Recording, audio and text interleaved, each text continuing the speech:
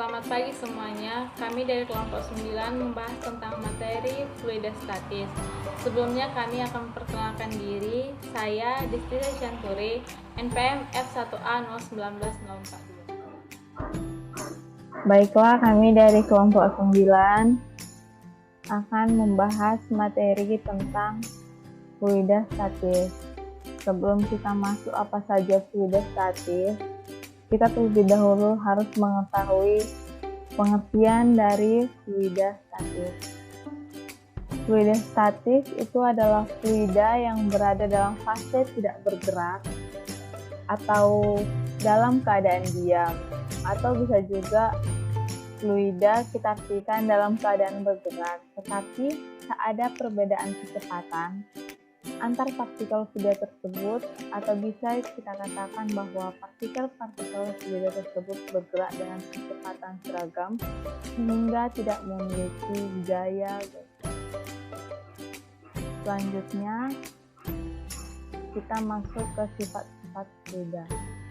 Sifat-sifat fluida yang pertama, sebelumnya fluida bisa kita sebut dengan zat alir atau jalir, atau subhimpunan dari fase benda termasuk itu ke dalam cairan, gas, plasma, dan padat plastik. Jadi fluida ini memiliki sifat yang pertama, dapat mengalami perubahan bentuk, tidak pernah menolak terhadap perubahan bentuk. Yang kedua, dapat mengalir, memiliki kemampuan untuk mengalir. Dan yang ketiga, umumnya kemampuannya itu untuk mengambil bentuk dari wadah atau tulang. Sifat fisik fluida ini dapat ditentukan dan dilaksanakan lebih jelas saat fluida berada dalam keadaan diam atau statis. Jadi sifat-sifat fluida statis ini diantaranya ada massa jenis, tekanan, kapilaritas, viskositas, dan tegangan permukaan yang akan dijelaskan oleh teman-teman saya. Perkenalkan, nama saya Jani Borosa Penelitian, NPM F1A 01904. Baiklah, kita masuk ke dalam materi massa jenis. Massa jenis adalah pengukuran massa setiap satuan volume benda. Semakin tinggi massa jenis suatu benda, maka semakin besar pula massa setiap volumenya. Massa jenis rata-rata setiap benda ialah total massa dibagi dengan total volumenya, atau dapat kita tuliskan dengan Rho sama dengan M per V, di mana Rho adalah massa jenis dalam satuan.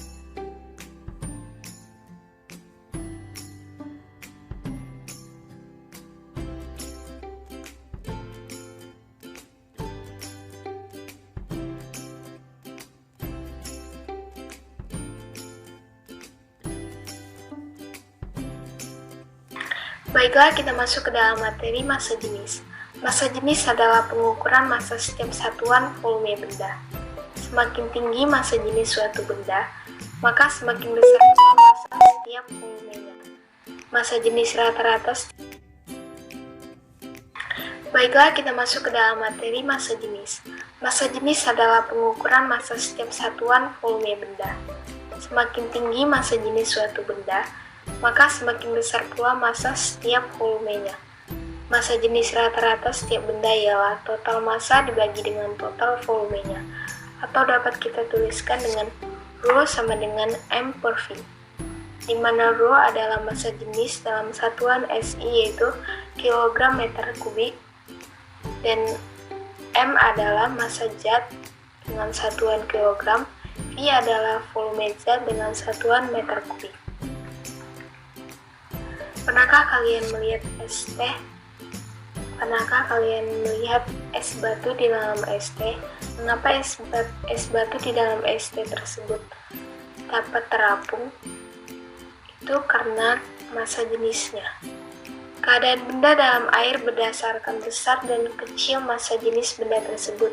Yang pertama adalah terapung. Untuk dapat terapung, suatu benda dalam air harus mempunyai massa jenis lebih kecil daripada massa jenis air. Yang kedua, melayang.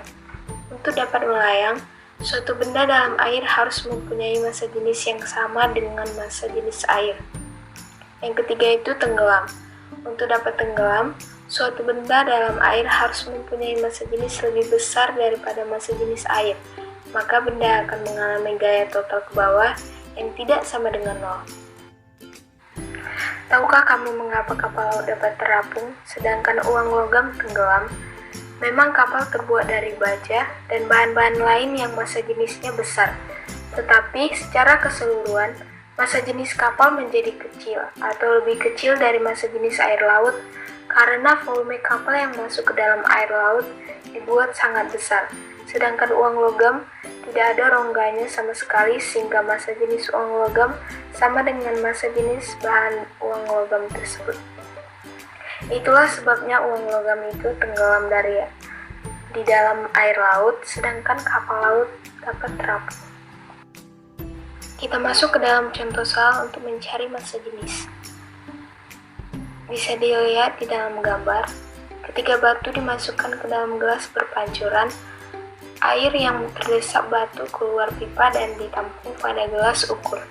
Apabila massa batu 330 gram, maka massa jenisnya adalah, di sini kita udah diketahui M-nya adalah 330 gram dan V-nya sama dengan 30 mili atau sama dengan 30 cm3. Yang ditanya adalah massa jenis dari batu tersebut. Rho sama dengan M per V. Kita masukkan saja langsung 330 per 30. Jadi massa jenis batu tersebut adalah 11 gram per cm3. Kita dapat melihat beberapa massa jenis yang sudah diketahui dalam tabel. Yang pertama ada air. Air itu massa jenisnya adalah 1 gram per cm3 atau sama dengan 1000 kg per meter kubik. Yang kedua ada aluminium. Aluminium itu massa jenisnya 2,70 gram per cm3 atau sama dengan 2700 kg per meter kubik. Saya Redu Satriono, NPMF 1A0194046. Baiklah, kita lanjut pada sifat-sifat fluid statis. Yang kedua yaitu tekanan. Tekanan adalah gaya yang bekerja tegak lurus pada suatu bidang tiap satuan luas bidang yang dikenai gaya, dengan rumus P sama dengan F per A. Jenis-jenis tekanan. Yang pertama adalah tekanan hidrostatis.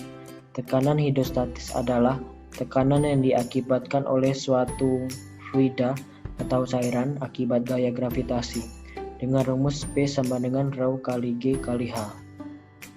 Yang kedua adalah tekanan udara. Tekanan udara adalah tekanan yang bekerja untuk menggerakkan massa udara dalam setiap satuan luas tertentu, dengan rumus H sama dengan dalam kurung 760 kurang X tutup kurung kali 10.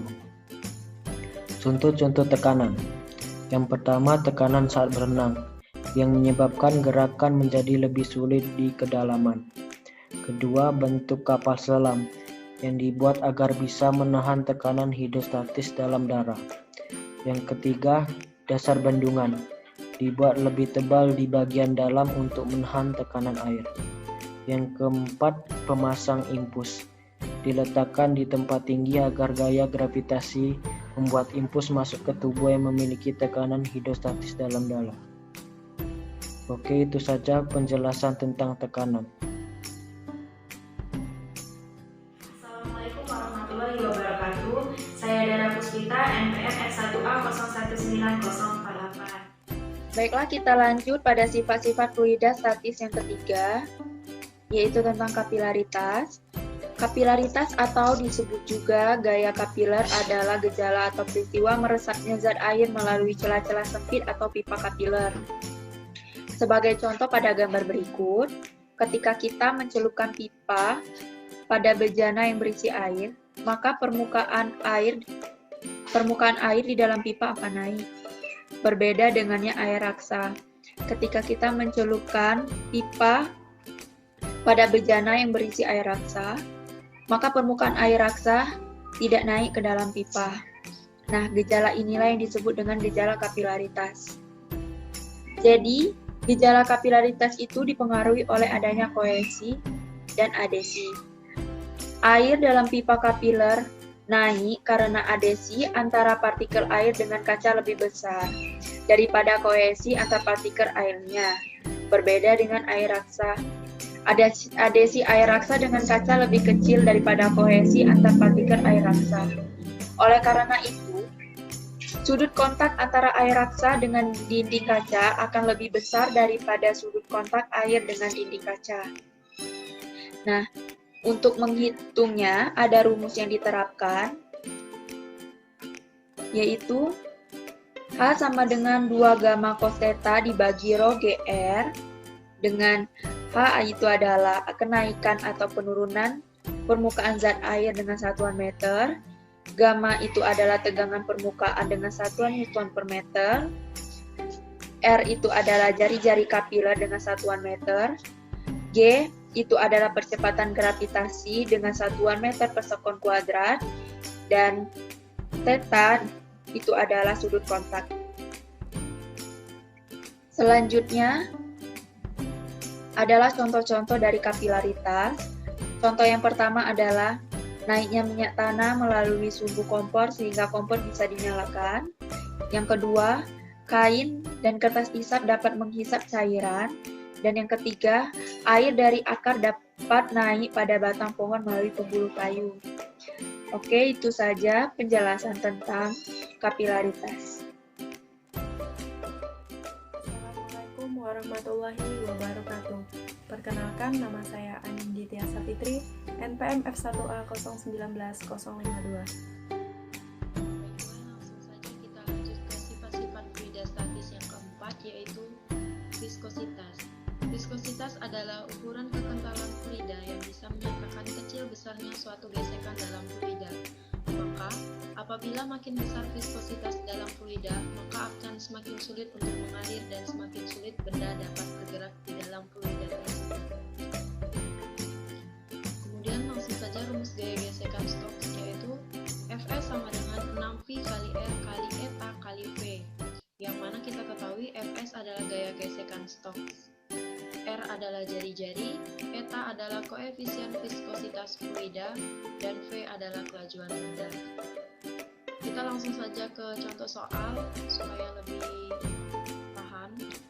Sebuah kelereng dengan jari-jari 10 meter jatuh ke dalam bak berisi oli yang memiliki koefisien viskositas 110 kali 10 pangkat 3 Newton sekon per meter kuadrat.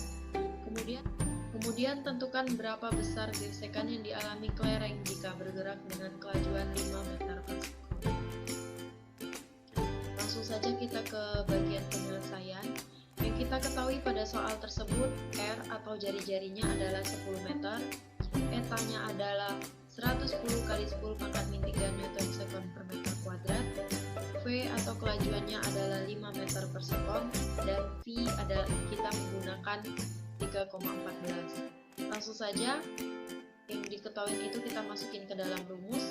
Fs sama dengan 6V kali R kali eta kali V, sama dengan 6 dikali 3,14 dikali 10 meter dikali 110 kali 10 pangkat 3 Newton sekon per meter kuadrat dikali 5 meter per sekon. Kita dapat hasil akhirnya adalah 103,62 kali 10 pangkat 3 Newton. Pada bagian yang terakhir yaitu contoh dalam kehidupan sehari-hari sifat fluida pada viskositas, yaitu diantaranya saat menuangkan segelas air dengan segelas oli, tentu saja air yang akan cepat habis. Mengapa demikian? Hal tersebut disebabkan karena air memiliki kekentalan yang lebih rendah dibandingkan dengan oli. Kemudian, molekul air pun sangat kecil sekali untuk bergesekan dengan gelas, sehingga air mengalir akan lebih cepat dibandingkan. Warahmatullahi wabarakatuh. Perkenalkan, saya Fitria Yuni Natasha, NPM F1A 019054. Baiklah, di sini saya akan melanjutkan sifat-sifat fluidas statis pada bagian kelima, yaitu tegangan permukaan. Tegangan permukaan sendiri merupakan gaya yang diakibatkan oleh suatu benda yang bekerja pada permukaan zat cair sepanjang permukaan yang menyentuh benda tersebut. Tegangan permukaan zat cair diakibatkan karena gaya yang bekerja pada zat cair tersebut. Dalam keadaan diam, permukaan zat cair akan membuat gaya tarik ke segala arah, kecuali ke atas. Hal itulah yang menyebabkan adanya tegangan permukaan. Tegangan permukaan sendiri dirumuskan sebagai berikut, yaitu gamma sama dengan F per D. Dengan F adalah gaya dengan satuan N, D adalah panjang permukaan dengan satuan M per cm, dan gamma adalah tegangan permukaan dengan satuan N per M.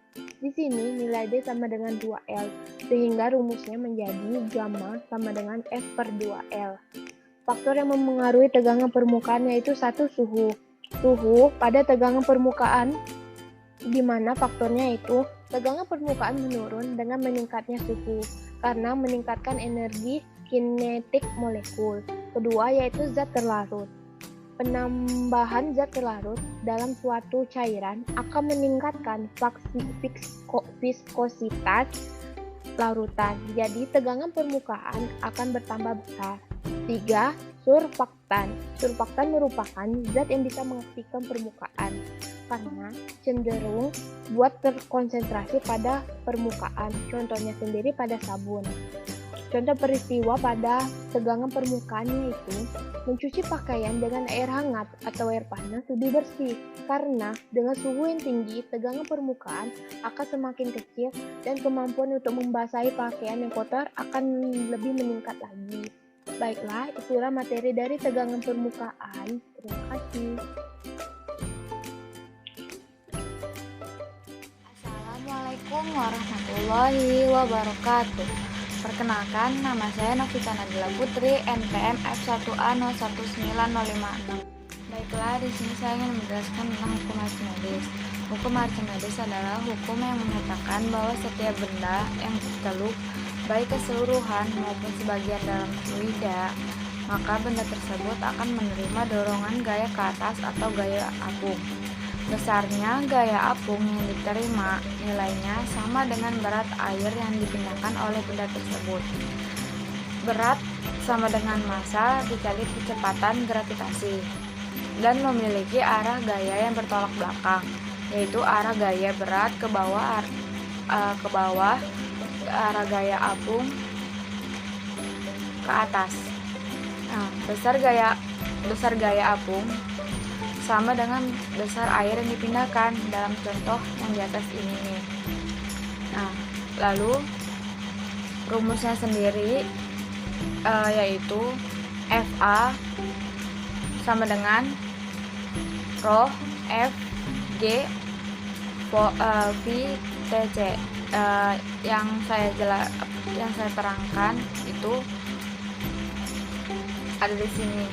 FA sama dengan gaya apung N, rho F sama dengan massa jenis zat air atau kilogram meter kubik, V TC sama dengan volume benda yang tercelup M kubik, G sama dengan percepatan gravitasi M per sekon.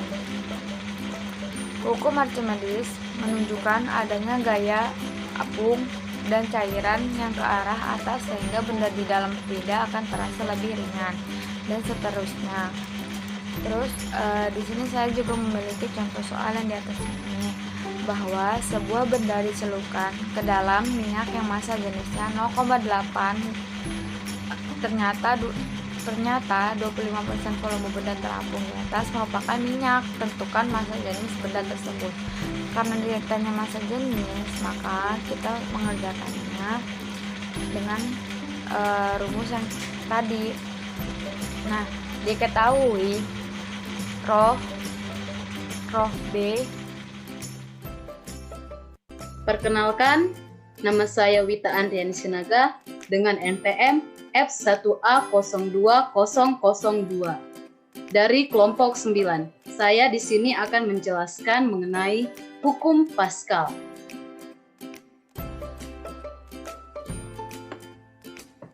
Hukum Pascal. Hukum Pascal adalah hukum yang berbicara tentang tekanan fluida pada ruang tertutup. Hukum Pascal menyatakan bahwa tekanan yang diberikan pada zat cair dalam ruang tertutup diteruskan segala arah dengan sama besar, atau sering disebut dengan tekanan yang diberikan pada suatu fluida dalam ruang tertutup diteruskan tanpa berkurang ke tiap titik dalam fluida dan ke dinding bejana. Prinsip hukum Pascal dapat dirumuskan P1 sama dengan P2, di mana F1 per A1 sama dengan F2 per A2. Dengan F1 merupakan gaya yang bekerja pada piston 1, dapat kita lihat pada gambar sebelah kiri. F2 merupakan gaya yang bekerja pada piston 2 pada bejana sebelah kanan. A1 merupakan luas penampang 1 dan A2 merupakan luas penampang 2.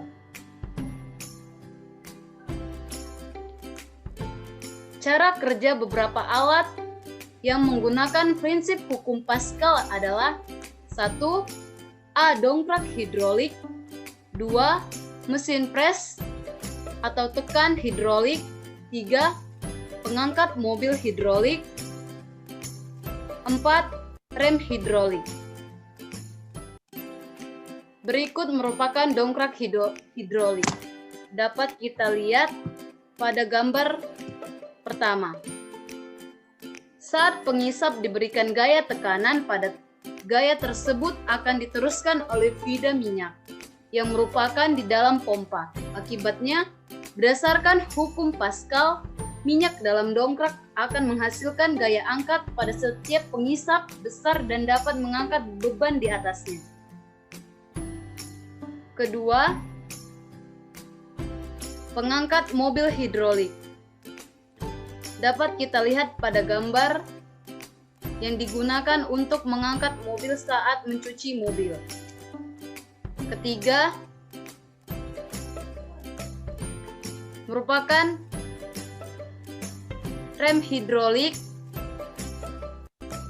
Ketika Anda menekan pedal rem, gaya yang akan diberikan pada pedal akan diteruskan ke silinder utama yang berisi minyak rem. Selanjutnya, minyak rem tersebut akan menekan bantalan rem yang dihubungkan pada sebuah piringan logam sehingga timbul gesekan antara bantalan rem dengan piringan logam. Gaya gesek ini akhirnya akan menghentikan putaran roda.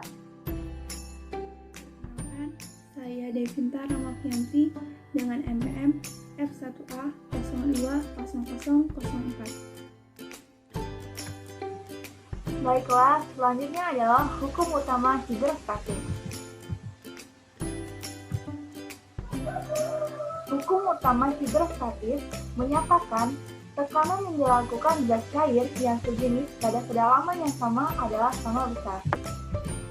Dapat kita lihat pada gambar. Pada gambar ini terjadi hukum utama hidrostatis, di mana dapat dibuktikan dengan permukaan zat cair yang ada pada kaki bejana tersebut memiliki tinggi yang sama atau sama datarnya. Nah, walaupun kaki-kaki pada bejana berhubungan ini memiliki bentuk dan ukuran yang berbeda, titik-titik pada kaki bejana ini memiliki tekanan hidrostatis yang sama. Hal ini dikarenakan yang pertama, jenis zat cair yang digunakan adalah sama. Yang kedua adalah tinggi dari titik tersebut ke atas permukaan zat cair itu adalah sama. Nah, jadi bentuk dan ukuran dari wadah zat cair dalam hal ini fluida statis itu tidak mempengaruhi tekanan hidrostatis, dan juga banyaknya zat cair yang ada dalam satu wadah juga tidak mempengaruhi tekanan dari hidrostatis. Nah, berbicara tentang hukum hidrostatis, hukum utama hidrostatis, maka kita akan membahas tentang tekanan hidrostatis. Tekanan hidrostatis adalah tekanan yang diakibatkan oleh zat cair yang diam pada suatu kedalaman tertentu. Nah, dirumuskan dengan P tekanan sama dengan F per A atau gaya per luas daerah. F itu sendiri merupakan massa dikali dengan percepatan. Dalam hal ini adalah percepatan gravitasi. Nah, lalu kita substitusikan F ke dalam persamaan, sehingga menjadi P sama dengan M dikali G per A, di mana M adalah rho dikali dengan P, dan A itu sendiri merupakan panjang kali lebar suatu benda. Kita substitusikan M dan A ke dalam persamaan, sehingga menjadi rho dikali P dikali G per P dikali L. Nah, di mana P itu sendiri merupakan panjang kali lebar kali tinggi, dalam hal ini adalah kedalaman suatu benda. Lalu kita substitusikan P ke dalam itu persamaan, sehingga didapatkan rho dikali P dikali L dikali H dikali dengan G per P kali L. Nah, kita sederhanakan hingga dihasilkan atau didapatkan rumus dari tekanan hidrostatis, yaitu rho dikali G dikali H, di mana rho itu adalah massa jenis zat cair, G adalah percepatan gravitasi, dan H adalah kedalaman air dihitung dari atas permukaan. Nah, dari rumus ini dapat kita tarik kesimpulan bahwa tekanan hidrostatis itu sendiri dipengaruhi oleh massa jenis zat cair yang dipengaruhi oleh jenis zat cair yang akan kita ukur. Yang kedua adalah kedalaman air dihitung dari atas permukaan ke benda yang ingin dihitung tekanannya. Nah, selanjutnya yaitu penerapan hidrostatis dalam kehidupan sehari-hari, yaitu yang pertama ada pada prinsip kerja botol infus, di mana saat seseorang ingin diinfus, maka terlebih dahulu ia akan diukur tekanan darahnya. Nah, setelah diukur barulah botol infus akan dipasang pada dirinya.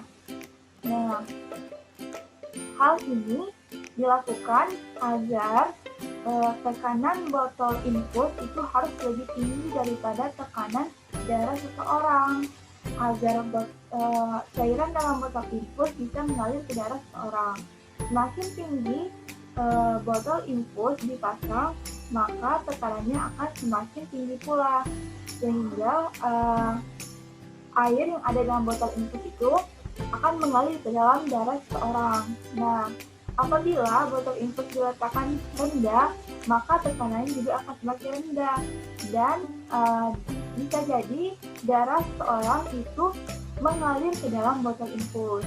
Nah, yang kedua adalah desain bendungan dengan dinding yang semakin menebal pada bagian dasarnya. Nah, kita ketahui bahwa tekanan hidrostatis itu dipengaruhi oleh ketinggian dari atas permukaan. Jadi semakin dalam kedalaman air dalam bendungan itu, maka tekanannya akan semakin besar. Nah, sehingga dinding yang dibuat itu semakin menebal. Hal ini dikarenakan untuk meminimalisir terjadinya kebocoran pada dinding bendungan.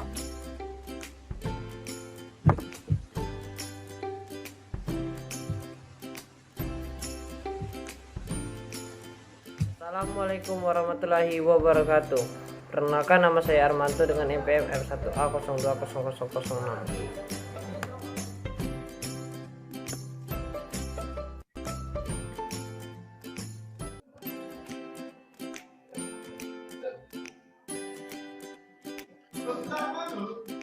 Baiklah, di sini saya akan menjelaskan tentang contoh fenomena fluida statis dalam kehidupan sehari-hari. Berikut akan saya paparkan beberapa contoh penerapan fluida statis dalam kehidupan sehari-hari. 1.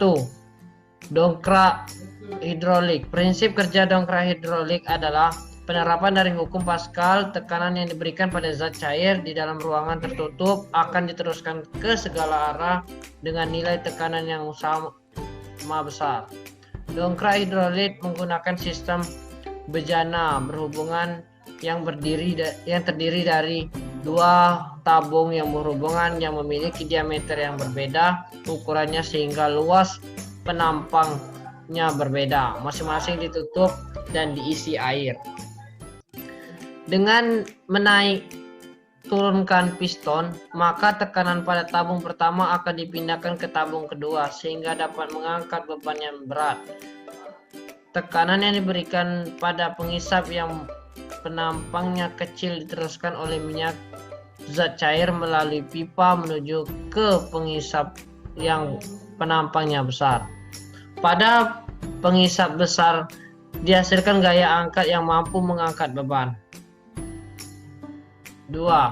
Pompa hidrolik ban sepeda. Prinsip dari pompa ini juga menerapkan hukum Pascal. Pada pompa hidrolik ini kita memberi gaya yang kecil pada pengisap kecil sehingga pada pengisap besar akan dihasilkan gaya yang cukup besar. Dengan demikian pekerjaan memompa akan menjadi lebih ringan. Pompa hidrolik menggunakan kinetik energi dari cairan yang dipompakan. Pada suatu kolom udara dan energi tersebut konversi menjadi energi yang berbentuk lain, energi tekan. Pompa ini berfungsi untuk mentransfer energi mekanik menjadi energi hidrolik. 3. Alat pres hidrolik. Pres hidrolik juga bekerja berdasarkan hukum Pascal, yang mekanisme kerjanya mirip dengan dongkrak hidrolik ban sepeda. Piston yang bertindak sebagai pompa dengan kekuatan mekanik sederhana yang bekerja pada luas penampang kecil akan menekan piston dengan luas yang lebih besar yang dihasilkan kekuatan mekanis yang menghasilkan tekanan yang lebih besar. Sebuah cairan seperti minyak dipindahkan ketika piston baik didorong ke dalam piston kecil untuk jarak tertentu. Gerakan akan memindahkan jarak yang lebih kecil dari volume yang dari piston besar yang sebanding dengan rasio area kepala piston. Cairan tersebut dihasilkan dengan membuka katup yang terhubung ke akumulator hidrolik atau pompa terus berjalan tekanan yang diatur oleh katup buang. Bila tekanan yang tersedia akan memungkinkan atau menggunakan lebih kecil, lebih tinggi tekanan silinder untuk menghemat ukuran dan berat. Sebuah intensifier hidrolik dapat digunakan untuk meningkatkan tekanan yang bekerja pada silinder tekan. Ketika tekanan pada silinder tekan dilepaskan cairan ke reservoir, gaya dibuat dalam pers dikurangi menjadi nilai yang rendah tergantung pada gesekan segel silinder itu. Piston utama tidak menarik kembali ke aslinya posisi kecuali sebuah mekanisme tambahan digunakan. Contoh gambar fluida statis dalam kehidupan sehari-hari. Yang pertama, dongkrak hidrolik. Kedua, pompa hidrolik ban sepeda. Yang ketiga, alat pres hidrolik. Baiklah, mungkin cuman itu yang bisa saya sampaikan. Lebih kurangnya mohon maaf. Assalamualaikum warahmatullahi wabarakatuh.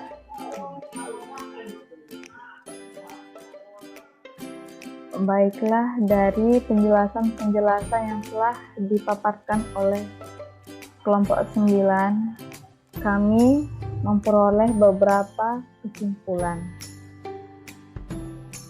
Kesimpulan yang pertama adalah fluida adalah suatu bentuk materi yang mengalir. Misalnya itu zat cair dan gas.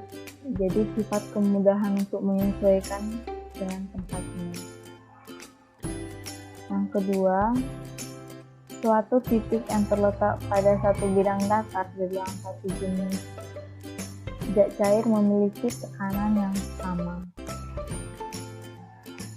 Yang ketiga, gaya apung yang bekerja pada suatu benda yang dicelupkan, sebagian atau seluruhnya ke dalam suatu fluida sama dengan berat fluida yang dipindahkan oleh benda tersebut. Jadi, apabila kerapan suatu benda lebih kecil dari kerapan air, maka benda akan terapung. Jadi, sebaliknya juga, jika kerapan suatu benda lebih besar dari kerapan air, benda tersebut akan tenggelam. Jadi, syarat benda mengapung itu, massa jenis rata-rata benda lebih kecil daripada massa jenis fluidanya. Selanjutnya, tegangan permukaan udara berhubungan dengan kemampuan udara membasahi benda. Jadi makin kecil tegangan permukaan udara, semakin baik kemampuan udara untuk membasahi benda. Yang terakhir, gejala kapiler atau kapilaritas adalah peristiwa naik atau turunnya zat cair dalam pipa kapiler. Ini bisa kita lihat penerapannya banyak kita temukan di kehidupan sehari-hari. Demikianlah presentasi dari kelompok kami. Jika ada kata-kata yang salah, kami minta maaf. Sekian dan terima kasih.